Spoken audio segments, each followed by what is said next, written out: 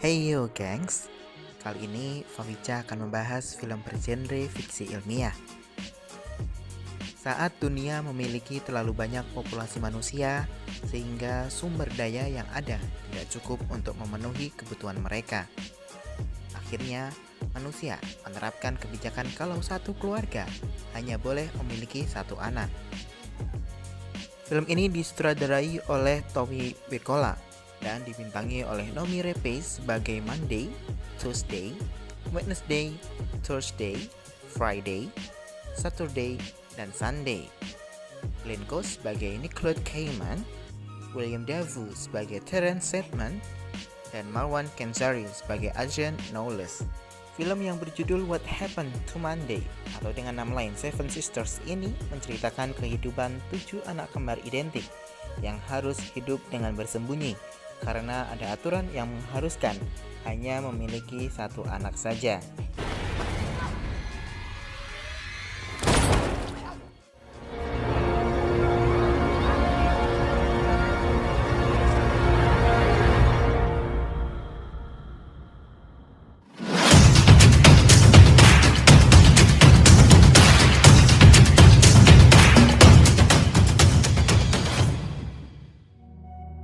Jumlah populasi manusia yang terus berkembang dan tidak terkontrol menimbulkan kekhawatiran akan sumber daya alam yang ada di muka bumi ini tak cukup untuk menghidupi seluruh manusia.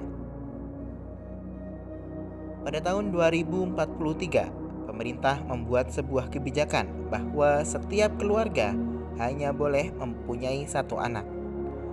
Mereka yang memiliki lebih dari satu anak, maka hanya akan diperbolehkan memiliki yang pertama. Kepala Biro Alokasi Anak atau disingkat CAB yang bernama Nicolette Kidman mengesahkan Undang-Undang Pengalokasian Anak. Undang-undang tersebut hanya memperbolehkan satu anak saja.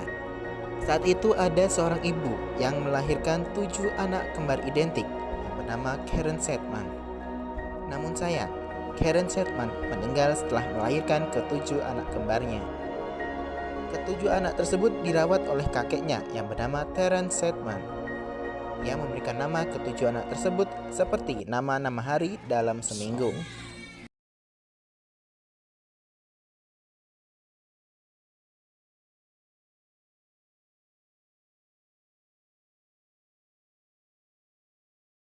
Terence berupaya membesarkan ketujuh bayi secara diam-diam tanpa pengetahuan pemerintah. Mereka dilatih untuk berpose sebagai individu tunggal yang dinamai menurut nama ibu mereka, Karen Sedman. Mereka hanya boleh keluar rumah pada hari yang sesuai dengan nama mereka. Mereka harus berbagi informasi setiap hari dan meniru setiap kecelakaan fisik yang mengubah penampilan mereka. Suatu hari, Thursday kabur dari rumah untuk bermain skateboard, namun sayangnya jari telunjuk Thursday terpotong. Terence mengamputasi jari telunjuk setiap saudari lainnya untuk meniru cederanya.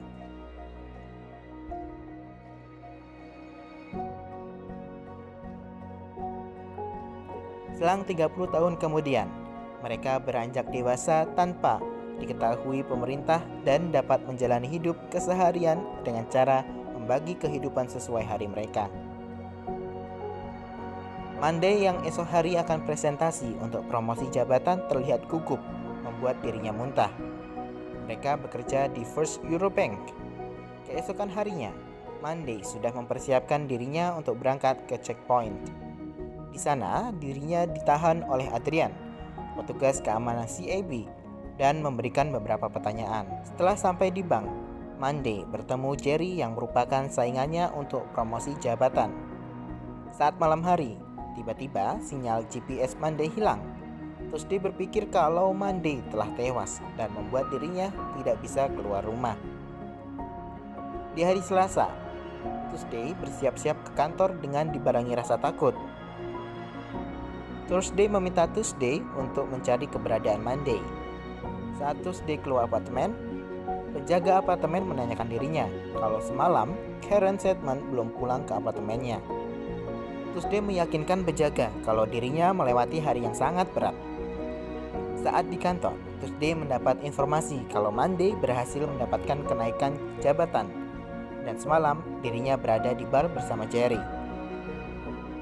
Di perjalanan pulang, Tuesday sudah dihadang oleh agen CAB dan mematikan GPS-nya. Tuesday dibawa ke kantor CAB dan Adrian melihat dirinya masuk ke dalam ruangan. Di ruangan tersebut sudah ada Nicolette Cayman, sang kepala Biro Alokasi Anak. Tuesday terkejut kalau Cayman sudah mengetahui bahwa dirinya memiliki saudara kembar. CAB kemudian mengambil salah satu matanya Tuesday.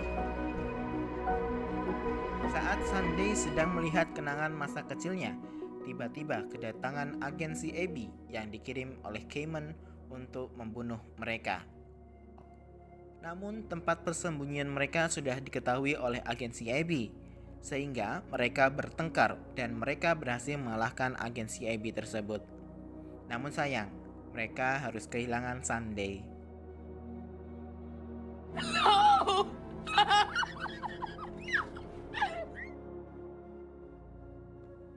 Di kantor Cryosleep, Nicolette Cayman mendapat laporan kalau agen yang memburu 5 saudara yang tersisa telah tewas. Cayman meminta Joe untuk membunuh Jerry. Friday mengecek agen CAB yang tewas dan menemukan biji mata yang ternyata milik Tuesday. Mereka berpikir Jerry lah yang melaporkannya ke CAB. Keesokan harinya, Wednesday mempersiapkan diri untuk menemui Jerry. Di apartemen Jerry, Wednesday terkejut kalau Jerry mengetahui semua rahasianya. Namun ternyata apa yang dipikirkan Wednesday itu salah. Jerry mengetahui rahasianya bukan mengenai saudara-saudaranya. Akan tetapi, Karen Sedman mendapatkan promosi jabatan karena Cayman mendapat uang suap jutaan euro oleh Monday yang digunakan Cayman untuk dana kampanye dirinya. Di gedung yang berbeda, ada penembak jitu yang akan membunuh Jerry dan Wednesday. Penembak jitu itu pun menembaki Jerry, sedangkan Wednesday berhasil kabur dengan membawa salinan file milik Jerry dengan melompati gedung tersebut. Adrian mendatangi rumah Karen Sedman. Dia mencurigai Sedman yang telah dilihatnya tadi di kantor. Adrian kaget melihat perubahan Karen Sedman yang sebenarnya Saturday bukan Monday. Di sisi lain, Wednesday ditembak oleh Joe saat mencoba melompat ke gedung lain. Wednesday pun tewas. Saturday yang berhasil mengaitkan gelangnya dengan milik Adrian membuat Friday menemukan Tuesday yang ternyata masih hidup. Setelah bermain bersama Adrian, agen CAB telah masuk ke apartemen itu dan membunuh Saturday. Di saat yang sama, agen CAB berhasil menembaki kediaman Karen Sedman. Friday segera menyalin file yang merupakan kenangannya sejak kecil. Namun Thursday memaksanya untuk segera meninggalkan apartemen. Di saat Thursday sudah turun, Friday mengorbankan dirinya dengan meledakkan apartemen mereka untuk memungkinkan Thursday melarikan diri dan menyelamatkan Monday. Friday pun ikut tewas. Tuesday mengancam Adrian di mobil untuk mengakui kalau dirinya yang merencanakan semua ini. Ternyata Adrian bukanlah pelakunya. Justru Adrian baru menyadari kalau Sedman ternyata memiliki saudara kembar. Adrian akhirnya ikut membantu Tuesday untuk merencanakan sesuatu karena ia sangat mencintai Monday. Tuesday berpura-pura mati dan menggunakan kantong mayat untuk menyelinap masuk ke kantor CAB. Di dalam kantor CAB, Tuesday merekam semua kejadian di sana. Tuesday terkejut kalau ternyata anak yang dibawa ke kantor CAB akan dimusnahkan. Tuesday berhasil membunuh kedua petugas itu dan menemukan Tuesday yang telah dicabut mata kirinya. Pada akhirnya mereka tahu dalang dibalik kematian saudari-saudarinya adalah Monday. Monday lah yang memberikan semua rahasianya ke Cayman. Pada penggalangan dana kampanye Cayman, Tuesday dan Adrian berhasil masuk ke ruang IT. Sementara itu, Tuesday dan Monday bertarung di toilet, dan Tuesday secara tidak sengaja menembak Monday. Tuesday dan Adrian membaca acara Cayman dengan menyiarkan rekaman video pembakaran anak yang telah direkam Tuesday tadi. Cayman pun marah dengan mencekik Tuesday. Di saat bersamaan, Monday muncul dan mengarahkan pistol ke Thursday. Namun Joe menembak Monday. Ia mengira bahwa dirinya berniat membunuh Cayman dan Adrian membunuh Joe. Ternyata Monday memberitahu kalau dirinya memiliki anak kembar bersama Adrian dan memintanya untuk tidak membiarkan si Abby mengambil anak kembarnya yang belum lahir. Thursday menyadari bahwa Monday mengorbankan saudara perempuannya untuk melindungi anak-anaknya sama seperti yang dilakukan kakek mereka. Akibat kejadian tersebut, Undang-Undang Pengalokasian Anak akhirnya dicabut dan Nicolette Cayman dijatuhi hukuman mati atas apa yang telah dilakukannya. Thursday, Adrian, dan Tuesday menyaksikan anak kembar Monday dan Adrian yang berkembang dalam rahim buatan. Tuesday menyatakan Terry sebagai nama barunya, sedangkan Thursday menyatakan nama ibunya, Karen Sedman, sebagai identitas barunya.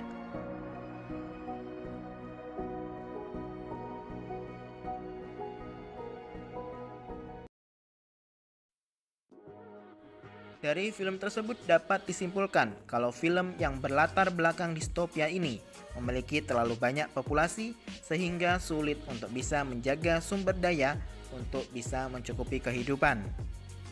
Di film ini hukum Child Allocation Act yang mengharuskan satu keluarga hanya boleh memiliki satu anak sebenarnya bisa membuat bumi stabil. Namun cara yang dilakukan Nicolette Cayman merupakan tindakan yang tidak berperi kemanusiaan. Detail cerita yang dibangun oleh Tommy Wirkola pun terasa sangat cepat. Karakter Sedman siblings yang semuanya diperankan oleh Noomi Rapace memiliki kepribadian yang berbeda. Hal ini memudahkan kita untuk mengerti nama-nama mereka. Ending dari film ini membuat kita gregetan dengan Nicolette Cayman yang seenak jidat membunuh anak tak bersalah. Gimana menurut kalian? Tulis di komentar kalau kalian punya pendapat lain. Jangan lupa subscribe dan like channel ini. Sampai ketemu di video selanjutnya. Auf Wiedersehen.